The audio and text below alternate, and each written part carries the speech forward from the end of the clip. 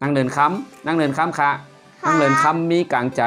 มีข้อความตัดเดมาฝากตอนถึงพี่น้องไต้เอามาเป็นไต้อยู่ในเมืองเอามาเป็นไต้อยู่ในเถินเอามาเป็นซึกเอามาเป็นซึกหารใจหารไม่ทรงค่ะไม่สูงค่านั่งเลินคำเขาคาอินเลิฟไตชาแนลย้อนมาตรงตักพี่น้องไตกูจันกูทานตุ้มเตอร์ใส่ตั้งหยาบผืดเขาคาสองก็ปลุกแต่ย้อนเอาคลิปความอ่อนของครูแตมความจิวาหันหนุ่มฝ้ามาฝากตอนพี่น้องเขาย้อนว่าหือในคาน้อพี่น้องค่ะมาคะ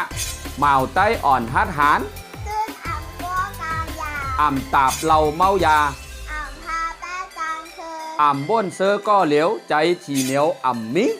อีแต่ลองการเมืองปุ่นตาเจอเคอไต